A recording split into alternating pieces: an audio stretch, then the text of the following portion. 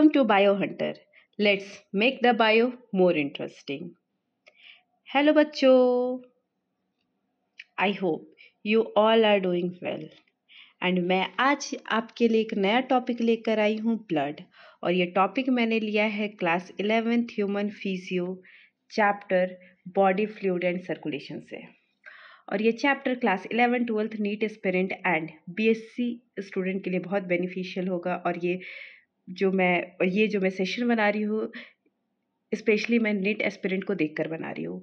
तो NEET aspirant इसको देखे और इससे बाहर मुझे नहीं लगता कि क्वेश्चन आने की चांसेस है। 90 to 92% तो बिल्कुल भी नहीं।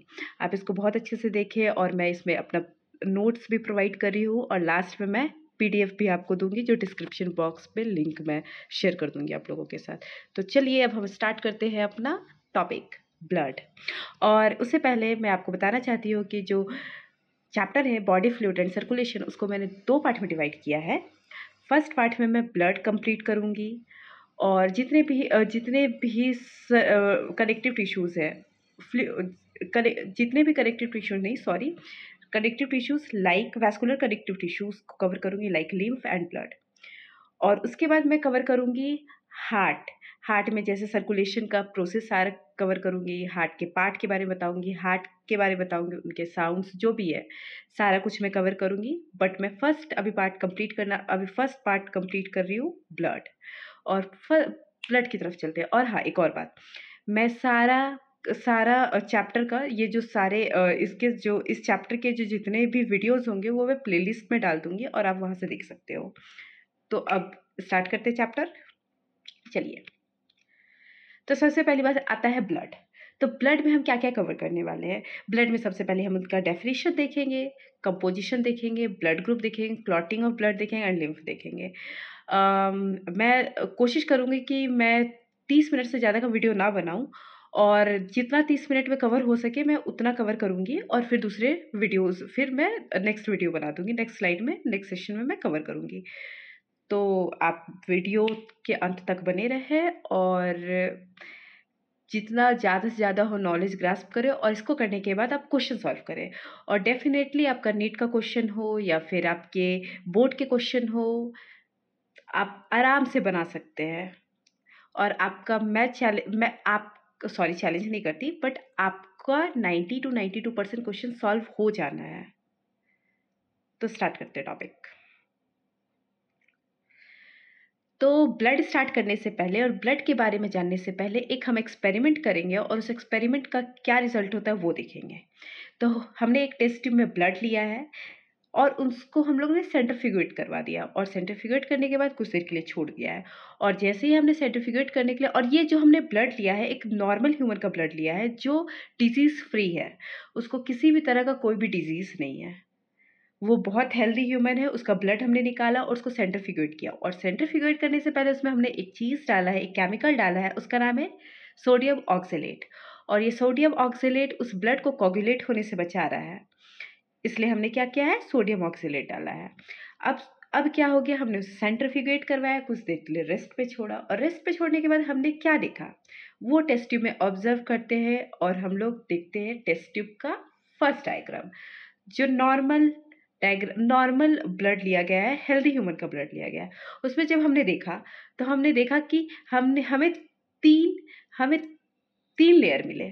फर्स्ट लेयर जो सबसे ज़्यादा थे, सेकेंड लेयर जो मिडिल में जो सबसे कम थे और लास्ट लेयर वो पहले वाले से कम थे बट दूसरे वाले से ज़्यादा थे। तो फर्स्ट वाला देखा तो हमने वो कैसे कलर के थे, पेल येलो कलर के थे और वो सबसे ज़्यादा थे और लिक्विड पार्ट थे और वो 55% थे। उसके बाद जो हमने एकदम बीच में देखा बफी कोट एकदम पतला सा लेयर, वो क्या थे, वो सिर्फ 1% थे। पूरा ब्लड का 1% ही कंट्रीब्यूशन दे रहे थे। और वहीं पे जब हमने लास्ट वाला देखा वो थिक रेड कलर का था, डार्क रेड कलर का था और वो कितने थे, वो 45% थे। तो अब देखते हैं जो ऊपर थे 55%, वो जो पेल येलो कलर के थे वो प्लाज्मा थे और उसमें कोई भी सेल पार्टिकल नहीं प्रेजेंट था, तो वो सबसे हल्का थे, तो वो सबसे ऊपर थे। फिर बीच में जो आए थे वो जो पतला सा 1% थे वो WBCs थे, RBCs सॉरी WBCs और प्लेटलेट्स थे, और जो लास्ट में हम लोग थिक रेड कलर का देखे थे वो पूरे RBCs थे, वो 44% थे, 1% बफी कोट था और 55% क्या थे, प्लाज्मा थे। तो वहीं पे हम बफी कोट और प्लस जो थिक रेड कलर का जो नीचे था हीमोक्रिट वॉल्यूम, वो दोनों को मिलाकर हम क्या बोलते हैं, फॉर्म्ड एलिमेंट बोलते हैं, जो 45% थे। और ये जैसे प्लाज्मा ऊपर हो गया, फिर WBCs और RBCs, WBCs और प्लेटलेट्स का एक छोटा सा पतला सा कोट आया, बफी कोट। उसके बाद आया हमारा हीमोक्रिट वॉल्यूम जिसमें सिर्फ RBCs है। ये किस बेसिस पे लेयर बना है, तो ये डेंसिटी के बेसिस पे लेयर बना है। सबसे पहले प्लाज्मा थे जिसमें सिर्फ वाटर था, तो वो सबसे ऊपर थे, उनका जो डेंसिटी था वो सबसे लो था। फिर WBCs और प्लेटलेट्स थे जो सेल थे, बट वो हल्का सेल थे, तो वो बीच में आए थे, और उनका जो ब्लड में कॉम्पोजिशन है वो भी कम था। और लास्ट में जो सबसे नीचे आए थे वो RBCs आए थे, वो सबसे हैवी थे, तो इसलिए वो सबसे नीचे आए थे। वो रेड कलर के थे क्योंकि RBCs के अंदर हीमोग्लोबिन होता है। तो अब हमें रिजल्ट तो मिल गया, बट इस रिजल्ट का फायदा क्या है उसे भी तो देखना पड़ेगा। तो अब हम सेकेंड और थर्ड वाले डायग्राम में जाते हैं। तो हम सेकेंड वाले डायग्राम में देख रहे हैं कि जो हीमोक्रिट वॉल्यूम है वो ज़्यादा हो गया है। इट मीन्स क्या मतलब पता चल रहा है कि जो रेड कलर का जो RBCs का है उसका नंबर ज़्यादा हो गया और प्लाज्मा का नंबर कम है। तो अगर प्लाज्मा का वॉल्यूम कम है और RBCs का वॉल्यूम बहुत ज़्यादा है, इट मीन्स क्या हो रहा है, हमारी बॉडी में RBCs बार बार डिवाइड हो रहे हैं और RBCs ज़्यादा से ज़्यादा फॉर्म हो रहे हैं, और इस कंडीशन को हम लोग क्या बोलते हैं, पॉलीसीथेमिया। वहीं पे दूसरा कंडीशन में देख रहे हैं कि प्लाज्मा तो बहुत ज़्यादा है, प्लाज्मा का वॉल्यूम, बट RBCs का वॉल्यूम बहुत कम है, बहुत कम है। इसका मतलब क्या हो रहा है, हमारी बॉडी में RBCs का कमी है, RBCs हमारे बॉडी में रेड ब्लड सेल्स कम हो रहे हैं।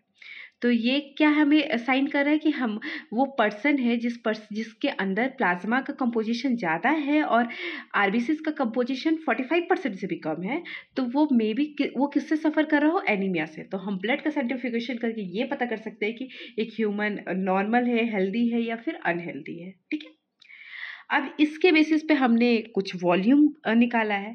जैसे फर्स्ट वॉल्यूम है पैक्ड सेल वॉल्यूम, नाम से ही पता चल रहा है पैक्ड, पूरा सेल का वॉल्यूम। तो पूरा सेल का वॉल्यूम कैसे निकालेंगे, जितना भी हमने ब्लड लिया उसमें प्लाज्मा को हटा दो, प्लाज्मा को हटाने के बाद जितना सेल का वॉल्यूम है 45%, वो क्या पैक्ड सेल वॉल्यूम है। तो दूसरा क्या हो जाता है, हीमोक्रिट वॉल्यूम। हीम से ही पता चल रहा है कि वो हीमोक्रिट क्या है, हीम से ही पता चल रहा है वो किसके बारे में बात कर रहा है, RBCs के बारे में बात करता है, सिर्फ RBCs का वॉल्यूम। तो RBCs का वॉल्यूम में हम क्या हटा देंगे, हमारे पास ब्लड में 3 ही सेल होते हैं, एक प्लेटलेट्स होते हैं, एक तो WBCs होते हैं, एक RBCs होते हैं। तो इस वजह से हमें सिर्फ एरिथ्रोसाइट या RBCs का वॉल्यूम निकालने के लिए हमें WBCs और प्लेटलेट्स का वॉल्यूम हटाना पड़ेगा, मतलब बफी कोट का वॉल्यूम हटाना पड़ेगा। तो जो बफी कोट का वॉल्यूम हटा देंगे तो हमें क्या मिल जाएगा, हीमोक्रिट का वॉल्यूम मिल जाएगा। तो हमें यहाँ से ये पता चलता है कि एक ब्लड में जितना RBCs का काउंट है, RBCs का वॉल्यूम है, उसी को हम हीमोक्रिट वॉल्यूम बोलते हैं। तो हीमोक्रिट वॉल्यूम निकालने का बहुत आसान तरीका है कि अगर पैक्ड सेल वॉल्यूम 100% है, तो इट मीन्स उसमें जो बफी कोट का वॉल्यूम होगा सिर्फ वो 1% होगा। तो अगर हम पैक्ड सेल वॉल्यूम में बफी कोट का वॉल्यूम माइनस कर देंगे तो हमें हीमोक्रिट का वॉल्यूम मिल जाएगा। तो मान लो हमने कितना लिया है, packed cell volume 100% minus 1% equal to 99% is hematocrit volume. यहाँ पे हमने एक फॉर्मूला भी दिया है, packed cell volume minus hematocrit volume equal to buffy coat volume. बात वही हो गया कि पैक्ड सेल वॉल्यूम अगर 100% है माइनस हीमोक्रिट वॉल्यूम 99% है, तो बफी कोट वॉल्यूम 1% निकल गया।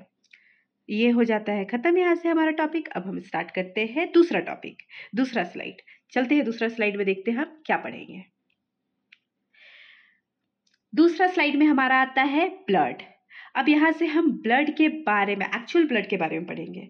हमने अभी भी ब्लड ही के बारे में पढ़ा था, अब ब्लड जानेंगे कि ब्लड का डेफिनेशन जानेंगे, ब्लड कैसा दिखता है, ब्लड में कॉम्पोजिशन क्या होता है, ये सारा अब हम यहाँ से स्टार्ट करते हैं। तो ऐसे हमने ब्लड का ओवरव्यू ले लिया है। तो सबसे पहली बात आता है ब्लड।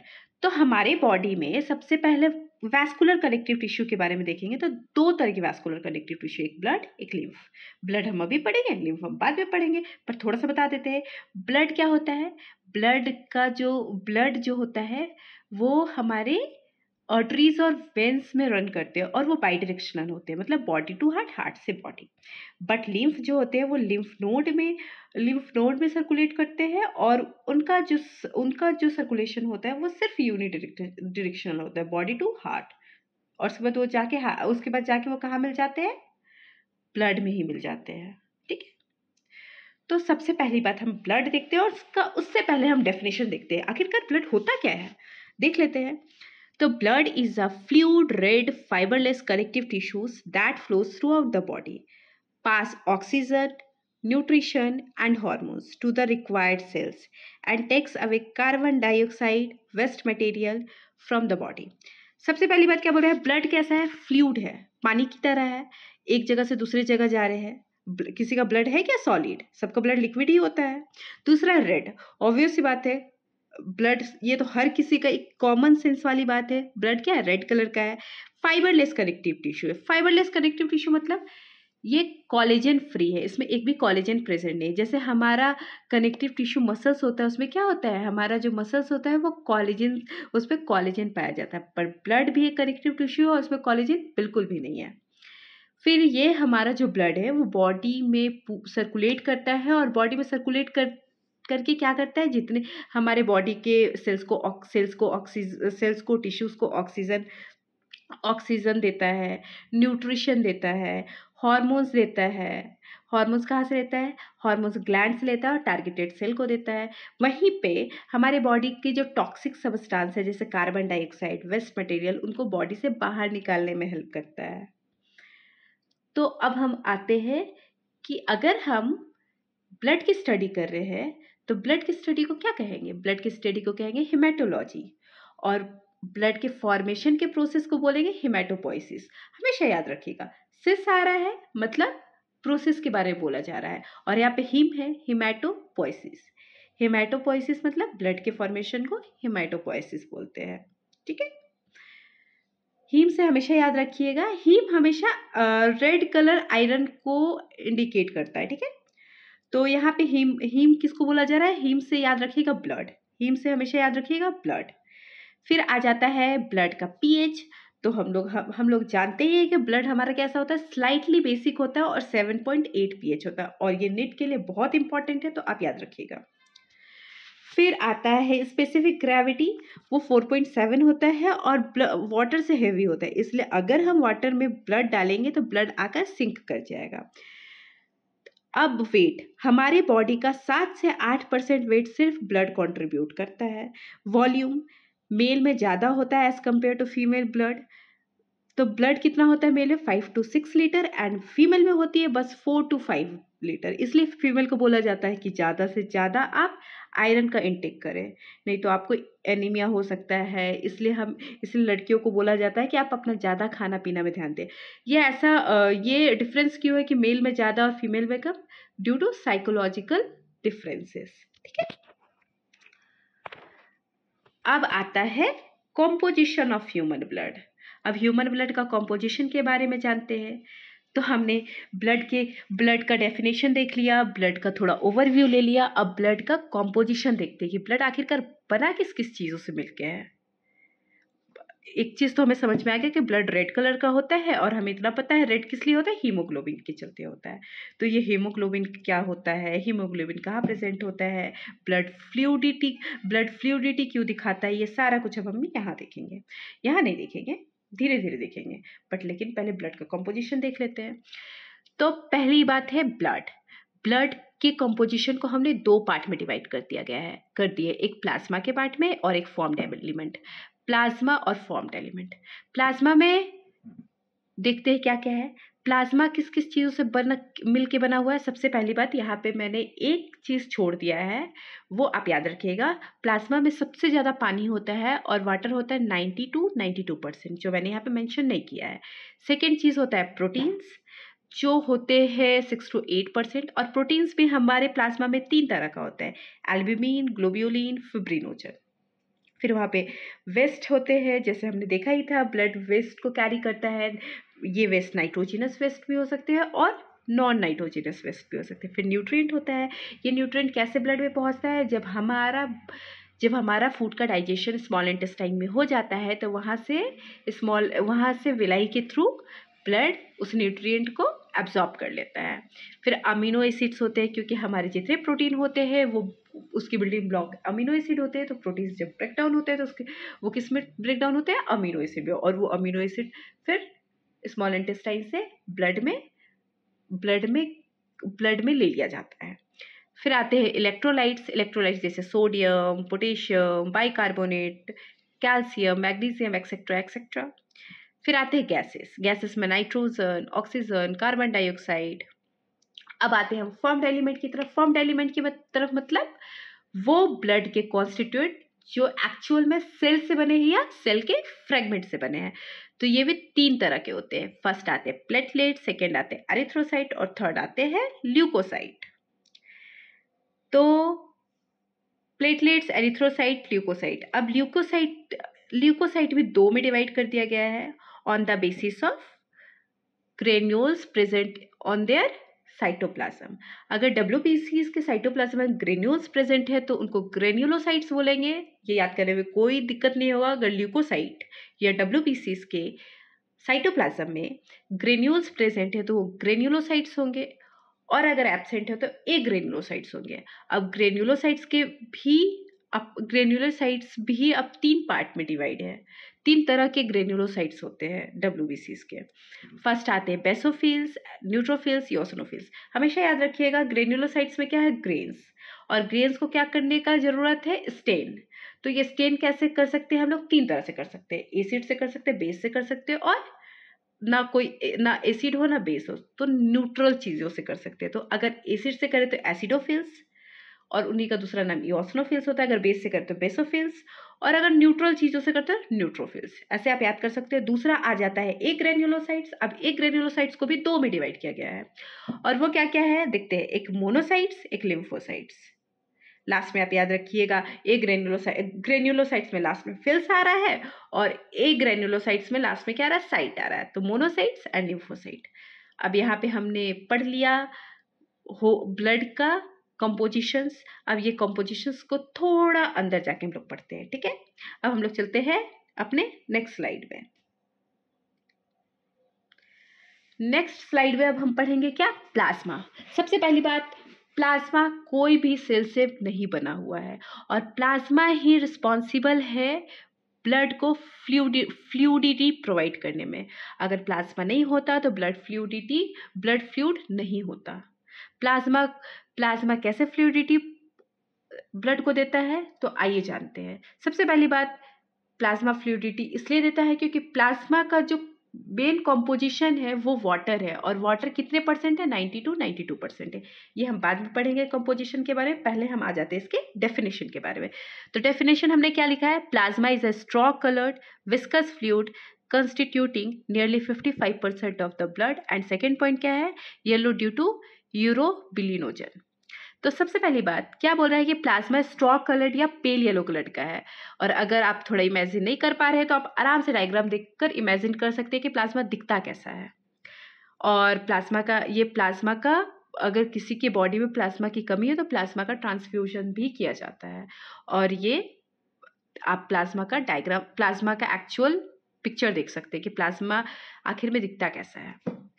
ये पूरा पानी की तरह फ्लूइड नहीं है, थोड़ी विस्कस फ्लूइड है। मतलब विस्कस फ्लूइड मतलब विस्कोसिटी का सबसे अच्छा एग्जांपल दे सकते हैं हम लोग क्या? Tomato sauce. टोमेटो केचप की तरह तो नहीं है, बट उससे कम विस्कस, टोमेटो केचप से कम विस्कस, बट वाटर से ज़्यादा विस्कस है। वाटर एक्चुअली विस्कस नहीं होते हैं, ठीक है। और ये ब्लड का कितना 55% ब्लड, अगर ब्लड हमारा 100% है तो उसका 55% सिर्फ प्लाज्मा कंट्रीब्यूट कर रहा है। और ये येलो कलर होने का रीज़न कौन है? यूरोबिलिनोजन, ठीक है। तो आपको क्या याद रखना है? ये हमारे ब्लड में कितना कंट्रीब्यूशन देते हैं? 55%।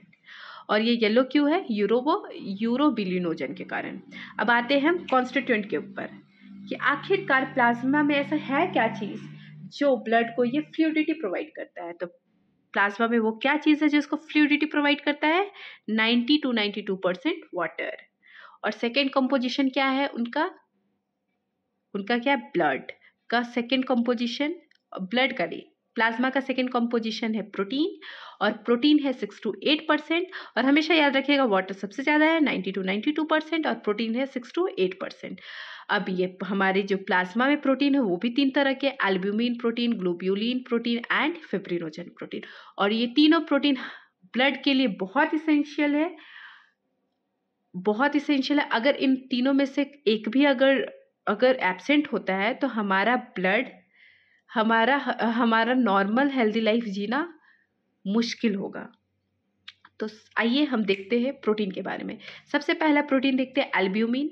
तो एल्ब्यूमिन के बारे में क्या लिखा हुआ है, मोस्टली अबंडेंट प्लाज्मा प्रोटीन। तो हमेशा याद रखिएगा कि अगर पूछा जाएगा ब्लड में सबसे ज़्यादा अबंडेंट प्रोटीन कौन सा है, या फिर प्लाज्मा के अंदर सबसे अबंडेंट प्रोटीन कौन सा है, तो वो हम क्या करेंगे, एल्ब्यूमिन। ये नीट वाले लोगों के लिए बहुत इंपॉर्टेंट है, एमसीक्यूज में आएंगे तो आप ये दिमाग में हमेशा याद रखिएगा।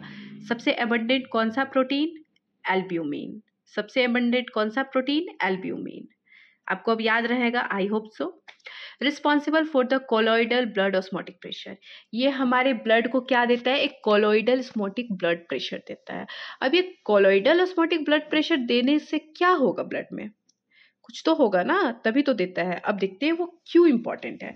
सबसे पहली बात, ये इंपॉर्टेंट इसलिए है क्योंकि ये जो वाटर है उसको होल्ड करके रखता है।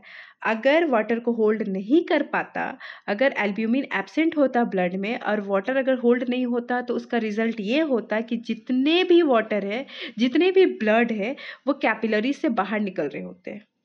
तो उसको कैपिलरीज में रखने का, मतलब उसको अपने औकात में रखने का काम कौन करता है, एल्ब्यूमिन। और दूसरा काम क्या है, ये अल्ट्रा फिल्ट्रेशन में हेल्प करता है, किडनी में ब्लड का अल्ट्रा फिल्ट्रेशन में हेल्प करता है, और ये अल्ट्रा फिल्ट्रेशन कहाँ होता है, किडनी में। यहाँ पे हम एल्ब्यूमिन को समाप्त करते हैं और दूसरा प्रोटीन की तरफ जाते हैं, और दूसरा प्रोटीन है हमारा ग्लोब्यूलिन। ग्लोब्यूलिन प्रोटीन को भी आगे 3 तरह में देखा गया है, अल्फा, बीटा एंड गामा। जो अल्फा और बीटा है उनका एकदम सिंपल सा काम है, वो लिपिड को ट्रांसपोर्ट करने में हेल्प करते हैं। और जो गामा है वो उनका बहुत इम्पॉर्टेंट काम है, और इनके बिना हमारा बॉडी जितना इम्यूनाइज्ड है वो नहीं रह पाएगा, क्योंकि ये क्या बना रहे हैं, एंटीबॉडीज। एंटीबॉडीज क्या होते हैं, जो एंटीजन, जो पैथोजन है बाहर के, उनसे लड़ने में हेल्प करते हैं। Pathogen it means virus and bacteria. और ये हमारे जो गामा ग्लोब्यूलिन प्रोटीन है वो हमें प्रोटेक्शन का काम करते हैं, हमारे बॉडी को प्रोटेक्ट करते हैं पैथोजन से। फिर आ जाता है लास्ट प्रोटीन, और ये सारे इंपॉर्टेंट है। ये लास्ट प्रोटीन क्या है, फिब्रिनोजन। और फिब्रिनोजन क्लॉटिंग ऑफ ब्लड करता है, कहीं भी माइनर सा कट लग जाता है तो कुछ देर बाद हम देखते हैं कि वो जो ब्लीडिंग है वो खुद ब खुद रुक जाता है, और उसका क्रेडिट किनको जाता है, फिब्रिनोजन को। अब हम चलते हैं अपना नेक्स्ट स्लाइड में, और देखते हैं नेक्स्ट स्लाइड में हमें क्या क्या कवर करना है। नेक्स्ट स्लाइड की तरफ आते हैं। हमने अभी तक 2 कंपोजिशन पढ़ा था, फर्स्ट वाटर प्लाज्मा का, और सेकेंड क्या पढ़ा था हमने कंपोजिशन प्लाज्मा का, वो था प्रोटीन। अब थर्ड कंपोजिशन है इनऑर्गेनिक आयंस। आप सब 11th 12th बीएससी के स्टूडेंट है, नीट के स्टूडेंट है, आप लोगों को बहुत अच्छे से पता होगा ऑर्गेनिक और इनऑर्गेनिक का डिफरेंस। तो इनऑर्गेनिक में क्या, इनऑर्गेनिक बस 1% भी नहीं होते, 0.9% होते हैं, और उसमें होते chlorine, potassium, bicarbonate, magnesium, calcium ion, phosphate ion. और ये सारे इंपॉर्टेंट है। सबसे पहली बात, ये क्या करते हैं, ऑस्मोलैरिटी मेंटेन करके रखते हैं, और दूसरा ट्रांसपोर्टेशन में हेल्प करते हैं। और इसमें भी आपको याद रखना है, ये पॉइंट आप याद रखिएगा कि सबसे ज़्यादा एबंडेंट केटाइन जो होते हैं वो सोडियम होते हैं, और एबंडेंट एनायन होते हैं वो क्लोरीन होते हैं।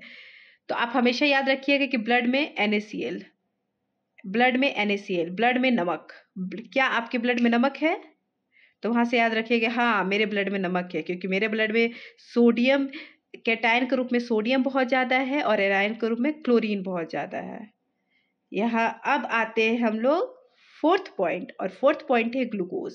हमारे ब्लड में ग्लूकोज भी पाया जाता है, तभी तो बोला जाता है कि उसका शुगर बढ़ गया है। उसका शुगर कैसे, और उसका शुगर हम कैसे जांच करते हैं, ब्लड के थ्रू। तो इसीलिए ब्लड में क्या है, शुगर है। और ब्लड में शुगर, किसी इंसान को शुगर कब नहीं है, जब 70 से 70 to 100 mg पर 100 मिलीलीटर ऑफ ब्लड है, तब वो पेशेंट नॉर्मल है, हेल्दी है। लेकिन अगर 100 mg से ज़्यादा होता है, एक्चुअली 110 mg से ज़्यादा होता है, तो वो पेशेंट क्या है? वो पेशेंट डायबिटिक है। और ग्लूकोज का कम होना भी अच्छा नहीं है बॉडी के लिए। अगर ग्लूकोज कम हो जाएगा तो वो कोमा में भी जा सकता है वो पेशेंट। तो इसलिए हमें मेंटेन करके चलना चाहिए हर चीज़ को, चाहे लाइफ हो, चाहे फ्रेंडशिप हो, चाहे कुछ भी हो। समझ रहे हैं ना? फिर आ जाता है कोलेस्ट्रॉल के ऊपर। तो कोलेस्ट्रॉल हमारे बॉडी में 140 से 200 mg पर 100 मिलीलीटर ऑफ ब्लड होना चाहिए। अगर ये भी ज़्यादा हुआ तो हमारा बॉडी क्या साइन देता है? खतरा खतरा खतरा का। इसलिए हमें अपने बॉडी और अपने डाइट को बहुत अच्छे से मेंटेन करना चाहिए। अगर कोलेस्ट्रॉल ज़्यादा हो जाने के कारण क्या होता है? बीपी इंक्रीज कर जाता है, ब्लॉकेज हो जाता है कैपिलरीज में, आर्टरीज में, एंड इवन हार्ट अटैक आने का चांसेस होता है। कोलेस्ट्रॉल हमारे बॉडी के लिए इम्पॉर्टेंट इसलिए है क्योंकि कोलेस्ट्रॉल हमारे बॉडी को क्या देता है? हीट देता है। और कोलेस्ट्रॉल कहाँ से बनते हैं? विटामिन डी से। फिर हमारे बॉडी में यूरिया होते हैं 17 से 35 mg पर 100 मिलीलीटर ऑफ ब्लड। फिर यूरिक एसिड होते हैं 4 से 6 mg पर 100 मिलीलीटर ऑफ ब्लड। फिर कुछ अदर सब्सटेंस होते हैं जैसे हार्मोन्स, न्यूट्रिएंट, गैसेस में 3 गैसेस होते हैं, carbon dioxide, oxygen, nitrogen. Carbon dioxide और ऑक्सीजन का तो बहुत अच्छे से हमें ब्रीदिंग चैप्टर में पढ़ना है। फिर होते हिपैरिन। हिपैरिन का एक चीज़ बताती हूँ, जैसे वहाँ पे हमने सोडियम ऑक्जेलेट यूज़ किया था जो ब्लड को कोगुलेट होने से बचाता है, वैसे हमारे बॉडी में हिपैरिन प्रेजेंट होता है और ब्लड को कोगुलेट होने से बचाता है। लाइसोजाइम्स एक एंजाइम्स है जो किससे लड़ रहे हैं? बैक्टीरिया से लड़ रहे हैं। फिर विटामिन होते हैं। अब यहाँ पे हम क्या करते हैं? यहाँ पे हमारा प्लाज्मा समाप्त होता है। इससे ज़्यादा आपको पढ़ना नहीं है और ये इतना बहुत इनफ है नीट के लिए भी। तो अब हम चलते हैं अपने सेकेंड स्लाइड के ऊपर। सेकेंड स्लाइड में हमें पढ़ना है फॉर्म्ड एलिमेंट के बारे में, सेल कॉर्पस्कल्स के बारे में। अब हम थोड़ा सा आपको याद दिलाते हैं ब्लड के कॉम्पोजिशन के बारे में। ब्लड के कॉम्पोजिशन को हमने 2 पार्ट में डिवाइड किया था, एक था प्लाज्मा और दूसरा था फॉर्म्ड एलिमेंट या सेल कॉर्पस्कल्स। और वो सेल कॉर्पस्कल्स में 3 आ रहे थे, एक रेड ब्लड सेल जिसको एरिथ्रोसाइट्स बोलते हैं, व्हाइट ब्लड सेल जिनको हम ल्यूकोसाइट्स बोलते हैं, और प्लेटलेट्स जिनको हम थ्रोम्बोसाइट्स बोलते हैं। और ये तीनों किस चीज़ों से बने हैं? चाहे ये पूरे के पूरे सेल से बने हैं या फिर सेल के फ्रेगमेंट से बने हैं।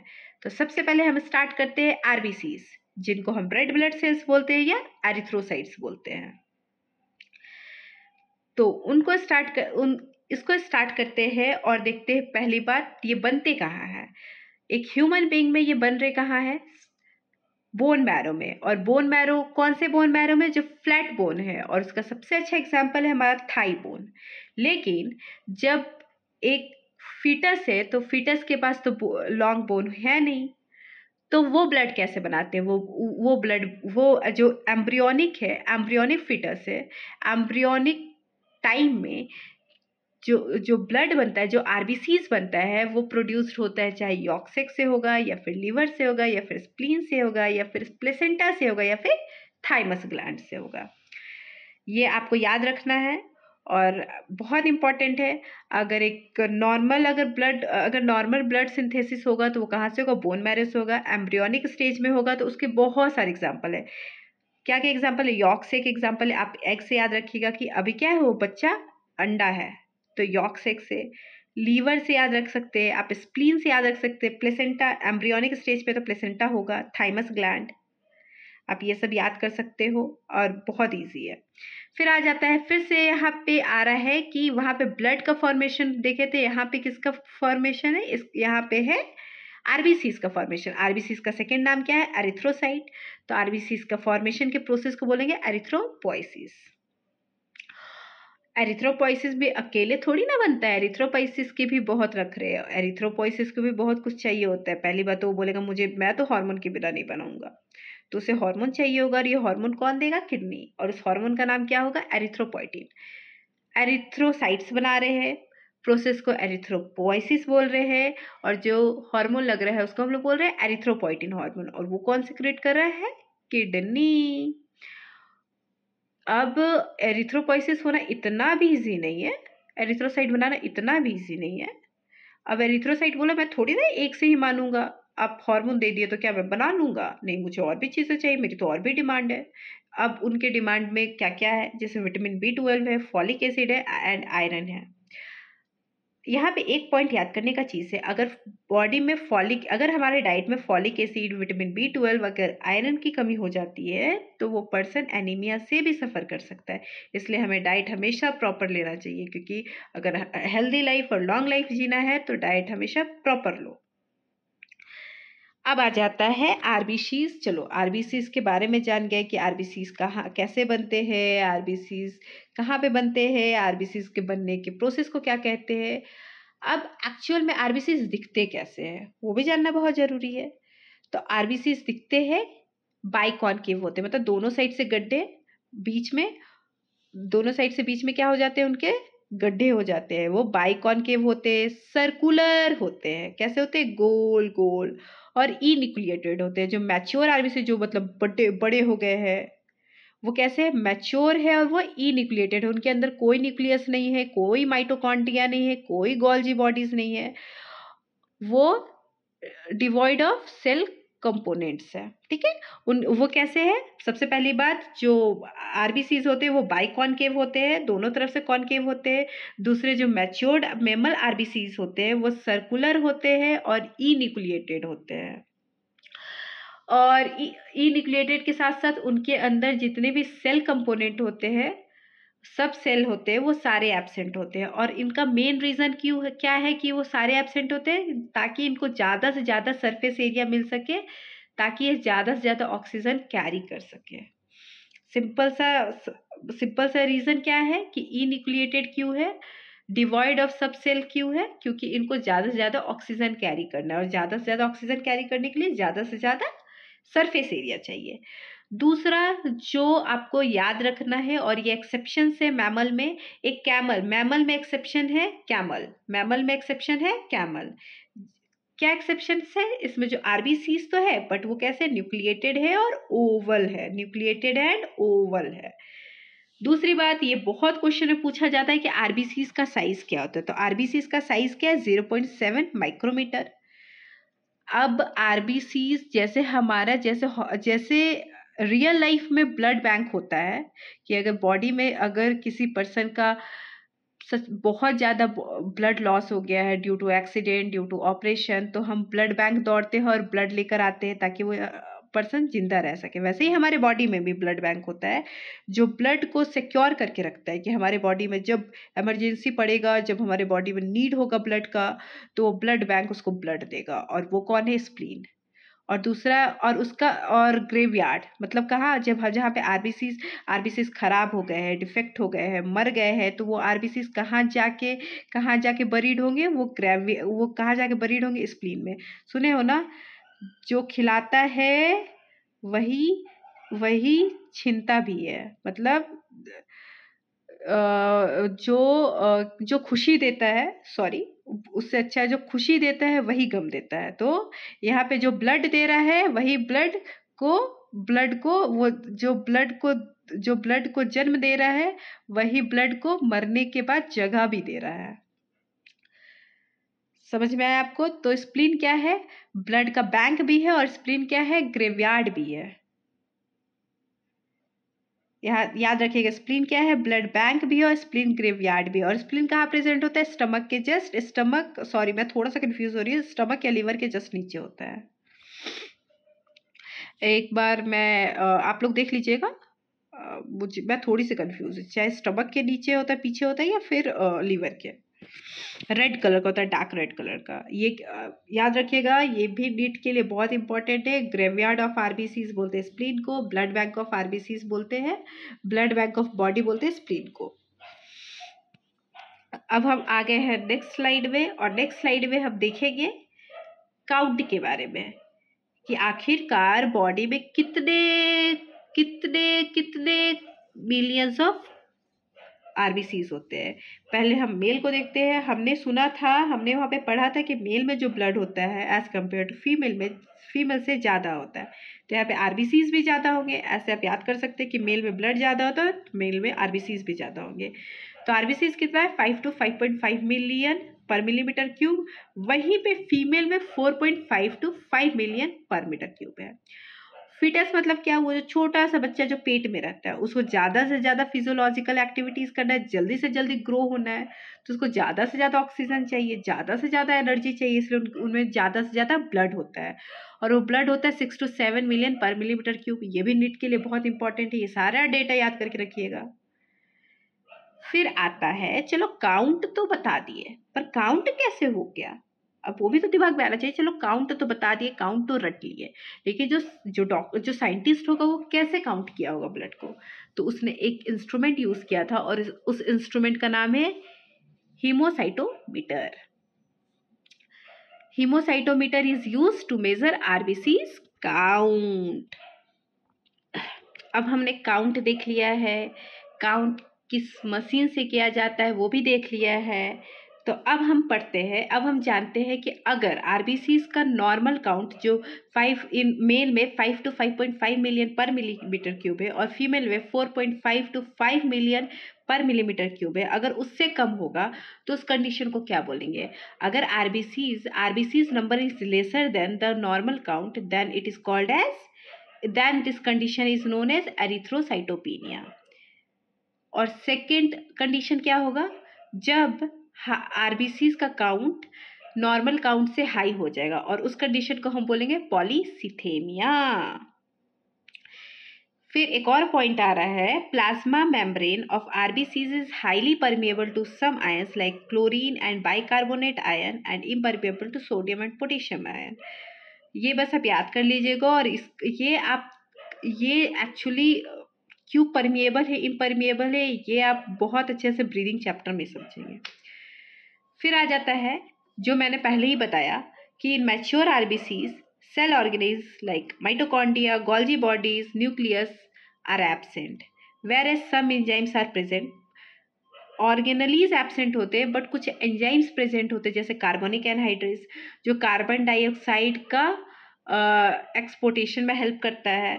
दूसरा होता है एंजाइम्स जो ग्लाइकोलिसिस के लिए रिस्पॉन्सिबल होते हैं। एक चीज़, जो जितने भी आरबीसीज होते हैं वो एनारोबिक रेस्पिरेशन करते हैं, क्योंकि उनके अंदर माइटोकॉन्ड्रिया एब्सेंट होते हैं, इसलिए वो एनारोबिक रेस्पिरेशन करते हैं। फिर आ जाता है, in RBCs red colour respiratory pigment is called as hemoglobin. जो आरबीसीज के अंदर मैंने बताया था क्या होता है, आरबीसीज कैसे होता है, रेड। और रेड क्यों होते हैं, क्योंकि उनके अंदर क्या प्रेजेंट होता है, हीमोग्लोबिन।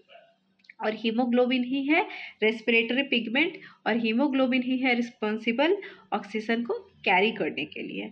तो देखते हैं आगे, respiratory pigment present in RBCs is called as hemoglobin and it is responsible for giving red colour to blood. नीचे क्या लिखा है, 12 to 16 gram hemoglobin is present in 100 millilitre of blood. 12 से 16 ग्राम हीमोग्लोबिन प्रेजेंट होता है 100 ml blood में। फिर आ जाता है आरबीसीज अगर आरबीसीज का शेप, साइज या फिर नंबर या फिर हीमोग्लोबिन का क्वांटिटी अगर कम है तो ये एक डिसऑर्डर या डिजीज हो सकता है। जैसे फर्स्ट है sickle cell anaemia. Sickle cell anaemia क्या है, जेनेटिक डिसऑर्डर है, जेनेटिक डिजीज है। और ये इसमें क्या हो जाता है, जो आरबीसीज का शेप है वो चेंज हो जाता है सर्कुलर बाइकॉन्केव शेप से ये इनका जो शेप है वो सिकल हो जाता है, मतलब उनका शेप कॉन्स्ट्रिक्ट हो जाता है, मतलब मुड़ जाता है उनका शेप। अब पहले की तरह सर्कुलर नहीं होता है, ये हसुआ की तरह शेप ले लेता है। ये भी आराम से पढ़ेंगे, सिकल सेल एनीमिया क्या होता है, कैसे होता है, ये सारे क्लास 12th में, बस यहाँ पे आप समझ जाइए। और एक ऐसे सेक्स लिंक्ड रिसेसिव डिजीज है, मतलब फादर से डॉटर को हो रहा है और मदर से सन को हो रहा है, और ये भी एक्स लिंक्ड है, रिसेसिव डिजीज है। अगर दोनों जीन के दोनों फैक्टर पे, जीन के दोनों एलील पे अगर ये वाला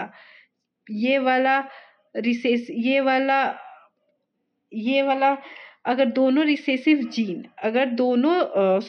जीन के अगर दोनों एलील्स एलील्स इन्फेक्टेड होंगे सिकल सेल से, तभी सिकल सेल एनीमिया होगा उस पर्सन को, नहीं तो नहीं होगा। और ये दोनों इन्फेक्टेड एलील है वो एक्स क्रोमोसोम पे प्रेजेंट होते हैं। दूसरे होते हैं थैलेसीमिया, ये भी जेनेटिक डिसऑर्डर है, occur due to mutation in gene which is responsible for hemoglobin synthesis. Simple सी बात पता चल रहा है, म्यूटेशन हो गया हीमोग्लोबिन सिंथेसिस जीन पे, अगर उस पर म्यूटेशन हो गया तो हीमोग्लोबिन का सिंथेसिस कम हो जाएगा, जिसके कारण क्या होगा, हीमोग्लोबिन कम हो जाएगा। सिकल सेल एनीमिया और थैलेसीमिया दोनों के कारण बॉडी में दोनों के कारण ऑक्सीजन बाइंडिंग कैपेसिटी आरबीसीज का घट जाता है, जिसके कारण बॉडी में ऑक्सीजन की कमी हो जाती है। फिर एक छोटा सा टॉपिक पढ़ना है ESR। यहाँ पे अगर बगल में देखा जाए तो हमने हम आरबीसी देख रहे हैं जो 2 माइक्रोमीटर थिक है और 7.5 माइक्रोमीटर का डायमीटर है, और एक RBC 29 picogram of haemoglobin carry कर रहा है, ये भी आपको याद रखना है। फिर आता है ESR, erythrocyte sedimentation rate. ESR क्या है, RBCs are allowed to sediment in blood sample. RBCs को क्या किए हैं, हम आरबीसीज को लिए हैं और उस ब्लड सैंपल को लिए, उसमें सोडियम ऑक्सीलेट डाले हैं और उसको थोड़ी देर के लिए छोड़ दिए सेडिमेंट होने के लिए। थोड़ी देर के 4-5 घंटा छोड़ने के बाद हमने उसमें क्या ऑब्जर्व किया, जितने भी आरबीसीज है, जैसे क्या करते हैं 5 रुपए के ऊपर 5 रुपए, 5 रुपए के ऊपर 5 रुपए पाइल्स ऑफ कॉइन बना देते हैं, वैसे ही हमने ऑब्जर्व किया है कि आरबीसीज जो है एक के ऊपर एक के ऊपर एक के ऊपर एक के ऊपर रख कर क्या बना दिया, एक स्टैक्स बना दिए, और इस कंडीशन को हम लोग बोलते हैं रॉलेक्स। तीसरा पॉइंट क्या है, ESR method is use for the diagnosis of acute state. और ESR क्यों यूज किया जाता है, ESR से भी जैसे हमने वहाँ पे सेंट्रीफ्यूगेशन करके बता दिया था कि पर्सन नॉर्मल है, एब नॉर्मल है, क्या है, वैसे ही ESR को यूज करके हम ये डायग्नोज कर सकते हैं कि वो पर्सन को एक्यूट डिजीज है या नहीं है। अगर ESR मतलब क्या होता है, एरिथ्रोसाइट आरबीसीज का सेडिमेंटेशन रेट। अगर आरबीसीज का सेडिमेंटेशन रेट नॉर्मल रेट से कम या ज़्यादा है तो मतलब वो कोई एक्यूट डिजीज से सफ़र कर रहा है। Example, hence increase in ESR may be suspected by disease like tuberculosis, rheumatoid arthritis and pregnancy etc। ये वीडियो बहुत लंबा हो रहा है तो मैं इस वीडियो को आरबीसीज में ही ख़त्म करती हूँ। सेकेंड वीडियोस में मैं कोशिश करूँगी कि मैं WBCs, प्लेटलेट्स एंड और थोड़ा टॉपिक्स पढ़ा पाऊँ। Thank you so much. हमने रेड ब्लड सेल के बारे में पढ़ लिया और प्लाज्मा के बारे में पढ़ लिया। अब प्लाज्मा ब्लड के 2 कंपोनेंट के बारे में हमने पढ़ा है, plasma and red blood cell के बारे में। अब थर्ड कंपोनेंट पे आते हैं जिसको हम वाइट ब्लड सेल्स बोलते हैं, WBCs बोलते हैं, या फिर ल्यूकोसाइट बोलते हैं, या फिर वाइट ब्लड कॉर्पसेल्स बोलते हैं। उसका पहले ओवरव्यू देख लेते हैं एंड उसके बाद हम अंदर का पढ़ेंगे। तो सबसे पहली बात कि जो वाइट ब्लड सेल है उसको 2 पार्ट में डिवाइड किया गया है, उनके साइटोप्लाज्म के ग्रेन्यूल के बेसिस पे। अगर साइटोप्लाज्म में ग्रेन्यूल प्रेजेंट है, दो चीज़ों के बेसिस पे डिवाइड किया गया है। फर्स्ट ग्रेन्यूल के बेसिस पे और सेकंड जो डिवीज़न हुआ है वो डिवीज़न हुआ है न्यूक्लियस के बेसिस पे। तो अगर साइटोप्लाज्म में साइटोप्लाज्म में ग्रेन्यूल्स प्रेजेंट है तो उसको ग्रेन्यूलोसाइट्स बोलेंगे। अगर वाइट ब्लड सेल के साइटोप्लाज्म में ग्रेन्यूल्स एब्सेंट है तो उसको ग्रेन्यूलोसाइट्स बोलेंगे। और सबसे बड़ी बात क्या है, जितने भी ग्रेन्यूलोसाइट्स होंगे जिनके साइटोप्लाज्म में ग्रेन्यूल्स प्रेजेंट होंगे उनके जो न्यूक्लियस होंगे वो मल्टीलोब्ड होंगे, और एक ग्रेन्यूलोसाइट जिनके साइटोप्लाज्म में ग्रेन्यूल्स नहीं प्रेजेंट है, एब्सेंट है, उनके जो न्यूक्लियस होंगे वो मोनोन्यूक्लियर होंगे। तो सबसे पहली बात आते हैं अब ग्रेन्यूलोसाइट्स में। तो ग्रेन्यूलोसाइट्स को भी फर्दर 3 में डिवाइड किया गया है, न्यूट्रोफिल्स, इओसिनोफिल्स एंड बेसोफिल्स। ये तीनों जो डिवीज़न हुआ है वो डाई के बेसिस पे हुआ है। न्यूट्रोफिल वो है जो ना एसिड से डाई हो रहे ना बेस से डाई हो रहे, न्यूट्रल स्टेन से डाई हो रहे। इओसिनोफिल वो है जो एसिड से डाई हो रहे हैं और इसको एसिडोफिल्स भी बोलते हैं, या फिर वीक बेस से डाई हो रहे हैं। बेसोफिल्स वो है जो बेस से डाई हो रहे हैं। ठीक है, तो यहाँ पे दिया गया है जो न्यूट्रोफिल्स है वो फाइटोसिस करते हैं। यूसिनोफिल्स है जो फाइट करते हैं पैरासिटिक इन्फेक्शन और एलर्जिक इन्फेक्शन, पैरासाइटिक इन्फेक्शन के लिए। और जो बेसोफिल्स है वो प्रोड्यूस करते हैं इन्फ्लामेटरी रिएक्शन और एलर्जिक रिएक्शन में हेल्प करते हैं। ठीक है, फिर आता है ए ग्रेन्युलोसाइट, जो दूसरा पार्ट था डब्ल्यूबीसीज का। ए ग्रेन्युलोसाइट में को फर्दर दो में डिवाइड किया गया है, लिम्फोसाइट्स एंड मोनोसाइट्स। लिम्फोसाइट्स वो होते हैं जो लिम्फोसाइट्स एंड मोनोसाइट्स। लिम्फोसाइट्स वो होते हैं प्रोड्यूस स्पेसिफिक इम्यून रिस्पॉन्स, और मोनोसाइट्स होते हैं fight of bacteria, virus and fungi. जो बैक्टीरिया और वायरस से लड़ते हैं वो मोनोसाइट्स होते हैं, और लिम्फोसाइट्स वो होते हैं जो रिस्पॉन्स, इम्यून रिस्पॉन्स जनरेट करते हैं। और उनको फर्दर 3 में डिवाइड कर दिया गया है, B lymphocyte, T lymphocyte and natural killer cell. अब आगे पढ़ते हैं हम लोग एक एक करके। अब देखते हैं, पहली बात कुछ कुछ चीज़ें देख लेते हैं डब्ल्यूबीसीज के बारे में। फर्स्ट थिंग, डब्ल्यूबीसीज वाइट ब्लड सेल्स है, नाम से ही पता चल रहा है कि वाइट है, कलरलेस है। दूसरा, अगर नॉर्मल काउंट उनका 6000 से 8000 पर मिलीमीटर क्यूब होना चाहिए। इट मीन 6000 to 8000 पर millimetre cube. Formation of leukocyte is called as leukopoiesis. Leukocyte का फॉर्मेशन को ल्यूकोपोइसिस बोलते हैं। लो काउंट को ल्यूकोपीनिया बोलते हैं। अगर डब्ल्यूबीसीज का ब्लड में नंबर कम है, 6000 से नीचे है, बहुत नीचे है, अगर मान लो 2000 में, 1000 में, 3000 में, तो उसको हम ल्यूकोपीनिया बोलते हैं। हाई डब्ल्यूबीसीज काउंट को हम ल्यूकोसाइटोपीनिया बोलते हैं। ये दोनों नाम बहुत याद रखिएगा। और ये जितना भी है कि नॉर्मल काउंट क्या है, फॉर्मेशन के प्रोसेस को क्या बोलते हैं, लो डब्ल्यूबीसीज काउंट को क्या बोलते हैं, हाई डब्ल्यूबीसीज काउंट को क्या बोलते हैं, ये सारा नीट के लिए बहुत इंपॉर्टेंट है। ल्यूकेमिया, ब्लड कैंसर को बोलते हैं एबनॉर्मल इंक्रीज इन डब्ल्यूबीसीज मोर देन 1 लाख। 1 लाख से अगर ज़्यादा बढ़ जाता है और एक एबनॉर्मल रेट में बढ़ता है तो वो ल्यूकेमिया हो सकता है। ल्यूकेमिया मतलब ब्लड कैंसर।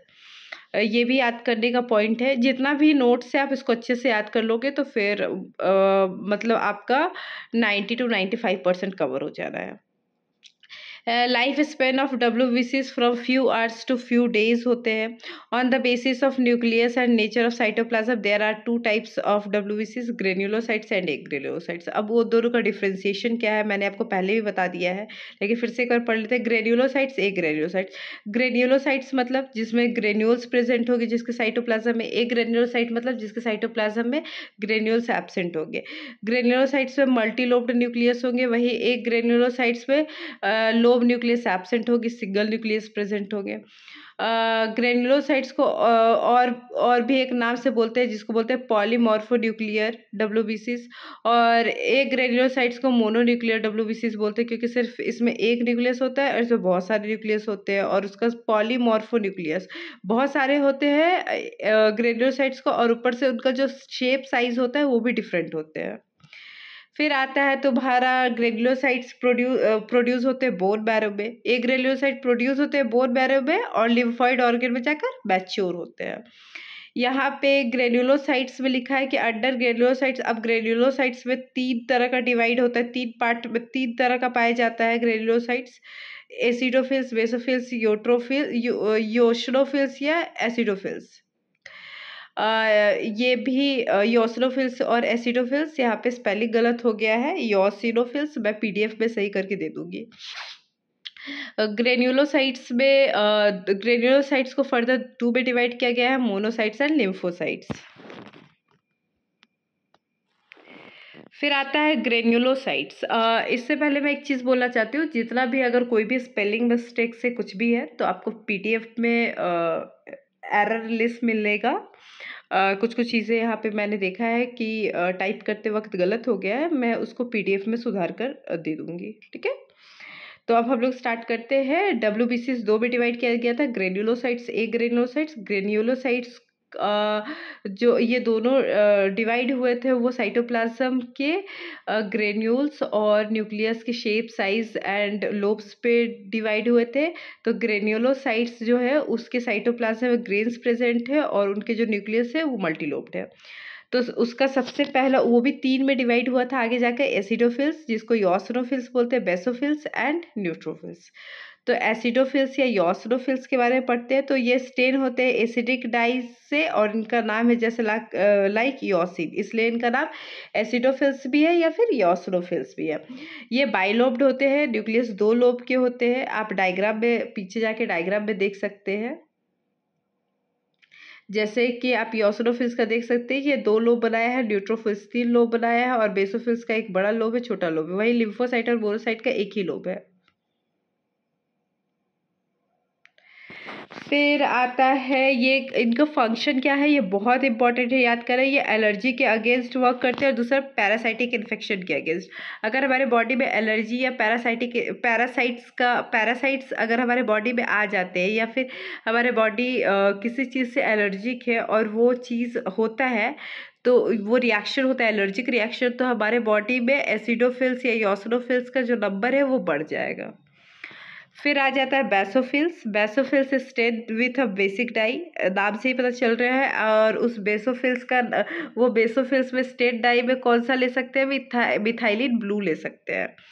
2 और 3 लोब्ड होते हैं, वहाँ पे मैंने आपको दिखाया था 3 लोब्ड दिख रहे थे बेसोफिल्स, और एस शेप्ड के न्यूक्लियस होते हैं। ये बहुत इंपॉर्टेंट है कि एस शेप्ड के न्यूक्लियस किसके दिखते हैं, तो बेसोफिल्स के दिखते हैं। एस शेप्ड के न्यूक्लियस किसके दिखते हैं, बेसोफिल्स के दिखते हैं। और ये कितने लोब्ड होते हैं, 3 लोब्ड होते हैं। यहाँ पे आप देख सकते हैं, देखो ये कैसे, यहाँ पे एक्चुअली यहाँ पे एस शेप्ड में बनाया नहीं है, बट ये एस शेप्ड के होते हैं, ठीक है। आप एनसीईआरटी वाला देख सकते हो। फिर क्या होता है कि 2 और 3 लोब्ड एस शेप्ड न्यूक्लियस पढ़ लिया। 0.5% टू 1% होता है टोटल ल्यूकोसाइट काउंट में। सिर्फ ये कंट्रीब्यूशन 0.5% टू 1% का ही देते हैं। साइज में सबसे स्मॉलेस्ट होता है, 8 to 10 माइक्रोमीटर के बस होते हैं। और ये सिक्रीट करते हैं, हिपैरिन सिक्रीट करते हैं, हिस्टामिन सिक्रीट करते हैं, सेरोटोनिन सिक्रीट करते हैं। और ये तीनों का बॉडी में फंक्शन अलग अलग होता है। जैसे हिपैरिन एंटीकोगुलेंट का काम करते हैं, ब्लड को कोगुलेट होने से बचाते हैं। हिस्टामिन एलर्जिक रिएक्शन में काम करते हैं, मास्ट सेल रिलीज करते हैं एलर्जिक रिएक्शन में, और इन्फ्लामेटरी रिएक्शन में काम करते हैं। फिर जैसे हिस्टामिन का क्या काम है, यहाँ पे पढ़िए। Release mast cell, work in allergic inflammatory response, response for vasodilation and vasoconstriction. Vasodilation करते हैं या फिर वैसोकंस्ट्रिक्शन, मतलब जो ब्लड वेसल्स है उसको छोटा कर देना, उसका डायमीटर को छोटा कर देना।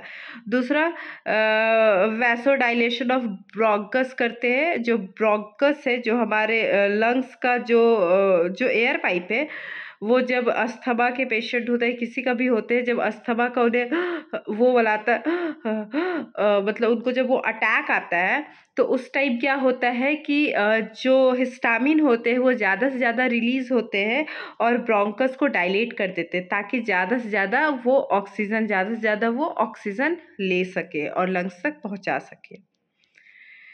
फिर आता है serotonin. Serotonin messenger between nerve cells and the brain, एक मैसेंजर का काम कर रहा है। दूसरा, ये इमोशंस कंट्रोल कर रहे हैं, डाइजेशन में हेल्प कर रहे हैं, मेटाबॉलिज्म में हेल्प कर रहे हैं, सेक्सुअल डिज़ायर के लिए इम्पॉर्टेंट है, और जो भी घाव है वुंड हीलिंग में भी बहुत इंपॉर्टेंट होते हैं। तो सेरोटोनिन हमारे बॉडी के लिए बहुत इंपॉर्टेंट है। हमारे मूड स्विंग होते जो भी होते हैं उसमें सेरोटोनिन का रोल होता है। फिर आता है इनका चीफ फंक्शन है इन्फ्लामेटरी रिस्पॉन्स को देना, मतलब जो भी एलर्जिक रिस्पॉन्स है उसका इन्फ्लामेटरी रिस्पॉन्स को देना। फिर आता है न्यूट्रोफिल्स। न्यूट्रोफिल्स क्या है, वो स्टेन्ड होते एसिडिक या बेसिक डाई दोनों से, और ये होते हैं 2 to 7 लोब्ड न्यूक्लियस प्रेजेंट होते हैं। इनको PMNL भी बोलते हैं, पॉलीमॉर्फो न्यूक्लियर ल्यूकोसाइट्स बोलते हैं। नाम याद रखना कि किसको PMNL बोलते हैं बेसिकली, तो न्यूट्रोफिल्स को बोलते हैं। फिर इनका लाइफ स्पेन सिर्फ 12 घंटा का होता है। साइज होता है 10 से 12 माइक्रोमीटर का। और सबसे ज़्यादा अगर बॉडी में कोई प्रेजेंट है तो वो है न्यूट्रोफिल्स। 60 से 65%, बस 60 to 65% प्रेजेंट होते हैं, जहाँ के एसिडोफिल्स आपके जस्ट 1% प्रेजेंट होते हैं। बेसोफिल्स 0.5 to 1% प्रेजेंट होते हैं। वहीं पे जो एसिडोफिल्स है वो 2 to 3% प्रेजेंट होते हैं। बेसोफिल्स 0.5 to 1% प्रेजेंट होते हैं। वहीं पे न्यूट्रोफिल्स वहीं पर न्यूट्रोफिल्स जो प्रेजेंट होते हैं वो आपके 60 to 65% टोटल डब्ल्यूबीसीज का टोटल डब्ल्यूबीसीज का प्रेजेंट होते हैं। ये फैगोसाइटोसिस करते हैं, इनगल्फ करते हैं वायरल और बैक्टीरियल पैथोजन, जितने भी पैथोजन बॉडी में आ रहे हैं वायरल हो या बैक्टीरियल हो, उसको न्यूट्रोफिल्स खाकर ख़त्म कर रहे हैं। फिर डेड न्यूट्रोफिल्स, और यही डेड न्यूट्रोफिल्स जब मर जाते हैं, लड़ते लड़ते मर जाते हैं पैथोजन से, तो ये डेड हो जाते हैं, तो ये पस बना देते हैं। जो जहाँ से घाव होता है या कुछ भी होता है वहाँ से जो येलो पेल येलो या फिर कलरलेस जो लिक्विड निकलता है उसमें न्यूट्रोफिल्स भी होते हैं। फिर आ जाता है हमने वहाँ ग्रेन्युलोसाइट्स पढ़ा, ग्रेन्युलोसाइट्स के तीनों टाइप्स पढ़े जिसमें बेसोफिल, एसिडोफिल्स एंड न्यूट्रोफिल्स पढ़ा। अब हम लोग एक ग्रेन्युलोसाइट्स में आते हैं, और एक ग्रेन्युलोसाइट्स को भी फर्दर दो में डिवाइड किया गया था, मोनोसाइट्स एंड लिम्फोसाइट्स। तो पहले मोनोसाइट्स को देख लेते हैं। लार्जेस्ट डब्ल्यूबीसीज, स्मॉलेस्ट कौन थे? स्मॉलेस्ट थे हमारे एसिडोफिल्स, और लार्जेस्ट कौन से आगे? लार्जेस्ट है हमारे मोनोसाइट्स। फिर आते हैं मोनोसाइट्स। लार्जेस्ट डब्ल्यूबीसीज 12 to 20 माइक्रोमीटर के होते हैं। न्यूक्लियस कैसे होते हैं? किडनी या बीन शेप्ड होते हैं। ये भी बहुत इंपॉर्टेंट है, हमेशा डायरेक्ट एमसीक्यू में आ जाता है नीट में। Life span less than 24 hour, 24 घंटे से भी कम होती है लाइफ स्पेन। दूसरा आ रहा है 6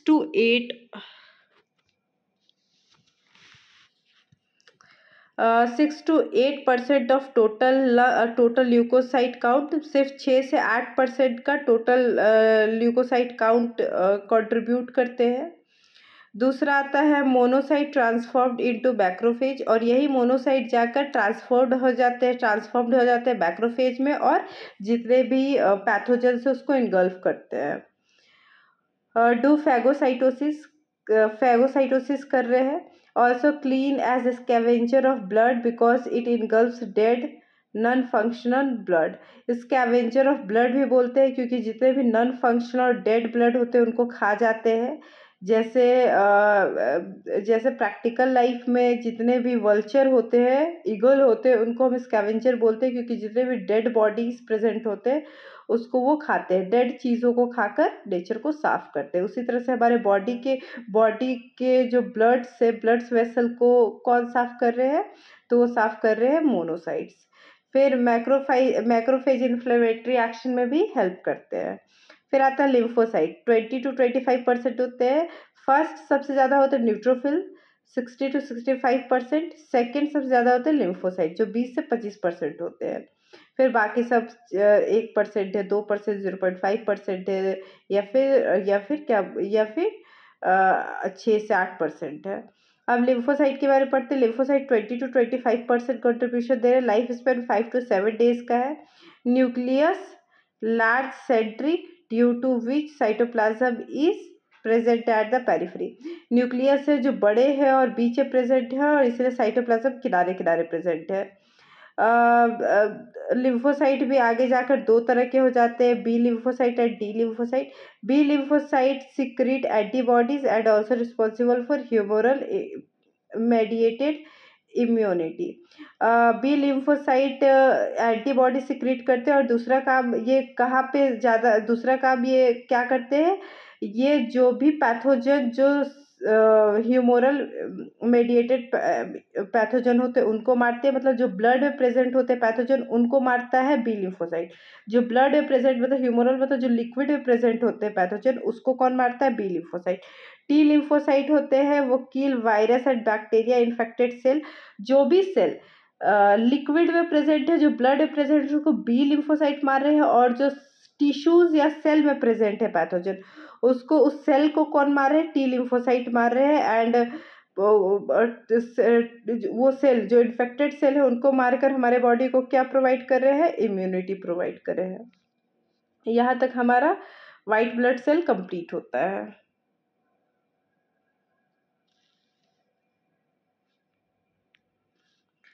फिर आता है हमारा ब्लड कंपोनेंट का सबसे last part, that is platelets या थ्रोम्बोसाइट। ये बहुत छोटा सा है बट कभी कभी क्वेश्चंस आ जाते हैं इससे भी।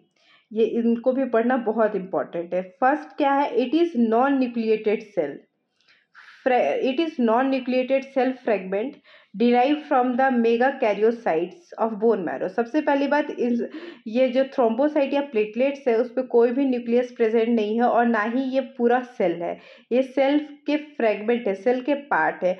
और ये किस सेल के फ्रेगमेंट है, वो मेगाकैरियोसाइट के फ्रेगमेंट है। और ये मेगाकैरियोसाइट कहाँ प्रेजेंट होते हैं, बोन मैरो में। तो इनके मदर सेल का नाम क्या है, प्लेटलेट्स का मदर सेल का नाम है मेगाकैरियोसाइट्स। दूसरा, ये 2 to 3 माइक्रोमीटर के ही बस साइज में होते हैं। लाइफ स्पेन 2 to 5 डेज के होते हैं। नॉर्मल प्लेटलेट्स काउंट क्या बोलते हैं 1,50,000 to 3,50,000 पर मिलीमीटर क्यूब होते हैं। अगर प्लेटलेट्स का काउंट अगर मतलब 1,50,000 1,50,000 से कम है, बहुत कम है, तो उसको हम थ्रोम्बोसाइटोपिनिया बोलेंगे। क्रिटिकल काउंट होता है कि इसके नीचे अगर हुआ तो लाइफ को खतरा है, तो वो होते हैं 40,000 पर millimetre cube. If number is less in blood, red rashes appear in skin called as purpura disease. अगर 40,000 पर मिलीमीटर क्यूब से अगर थ्रोम्बोसाइट्स या प्लेटलेट्स ब्लड में कम हो जाते हैं तो वो एक डिजीज कॉज करते हैं। वो एक उसमें एक उनके स्किन में एक रेड रैशेस पाया जाता है और उस रेड रैशेस को ही हम बोलते हैं परप्यूरा डिजीज। उस डिजीज को क्या बोलते हैं, परप्यूरा डिजीज बोलते हैं। एक चीज़ यहाँ पे याद करने का चीज़ है कि किसी भी पर्सन को अगर डेंगू होता है तो उसमें प्लेटलेट्स जो डेंगू होते हैं उनके जो प्रोटोजोन्स होते हैं वो ज़्यादा से ज़्यादा प्लेटलेट्स को खाते हैं, जिसके कारण बॉडी में प्लेटलेट्स का जो नंबर है वो बहुत हाई स्पीड से कम होता है। इसलिए उस समय डॉक्टर सजेस्ट करते हैं कि आप प्लेटलेट्स को बचाओ। उसके बाद जो डेंगू होते हैं वो वायरस होते हैं। फिर आता है low platelets count cause internal hemorrhage and bleeding. अगर प्लेटलेट्स का काउंट बहुत कम हो गया है तो अगर इंटरनल हेमोरेज हो सकता है या फिर ब्लीडिंग हो सकता है। और ब्लीडिंग होगा तो वो ब्लीडिंग रुकेगा नहीं, क्योंकि प्लेटलेट्स का मेन ही चीफ फंक्शन होता है क्लॉटिंग का। तो प्लेटलेट्स का नंबर कम होगा तो क्लॉटिंग बहुत लेट से होगा या फिर नहीं होगा अगर बहुत कम है तो। Chief function release platelets factor which help in the blood clotting. Repair और क्या काम है, repair endothelium by forming platelets plug. ये प्लेटलेट्स प्लग बनाकर जहाँ जहाँ एंडोथीलियम टूट गए है या एंडोथीलियम प्रॉपर नहीं है, वहाँ पर जाकर ये प्लेटलेट्स प्लग बनाकर प्लेटलेट्स एंडोथीलियम को रिपेयर करता है। फिर सिंथेसाइज सेरोटोनिन, और ये भी सेरोटोनिन सिंथेसाइज करता है। हमने सेरोटोनिन कहाँ पढ़ा था, सेरोटोनिन हमने पढ़ा था वाइट ब्लड सेल में, और वो भी ए ग्रेन्युलोसाइट्स में पढ़ा था। यहाँ हमारा पूरा टाइप्स ऑफ ब्लड खत्म होता है। अब नेक्स्ट स्लाइड में हम क्या पढ़ेंगे, types of blood types of blood on the basis types of blood like ABO types of blood group next video में पढ़ेंगे types of blood group on the basis of ABO system and on the basis of RS system. और दूसरा क्या पढ़ेंगे, दूसरा हम लोग पढ़ने का कोशिश करेंगे blood clotting. And thank you बच्चों, आई होप आपने ये वीडियो पूरा देखा होगा। और जो भी बच्चे नीट के हैं, 12th क्लास के हैं, 11th क्लास के हैं, BSc के हैं, उनके लिए बहुत बेनिफिशियल होगा। और नीट वाले बच्चे अगर इसको अच्छे से पढ़ लेते हैं और PDF को अच्छे से 1-2 बार 3 बार पढ़ लेते हैं तो ऐसा कोई भी क्वेश्चन नहीं होगा जो वो नहीं कर पाएंगे। 90 to 95% क्वेश्चन आराम से सॉल्व हो जाएंगे और कभी कभी तो 100 भी सॉल्व हो जाएंगे। Thank you so much. और आप लोग एक हेल्प कर देना, इस चैनल को ज़्यादा से ज़्यादा शेयर कर देना ताकि आपको भी बेनिफिट हो और आपके फ्रेंड्स को भी बेनिफिट हो। और दूसरा, लाइक और सब्सक्राइब कर देना। Thank you so much.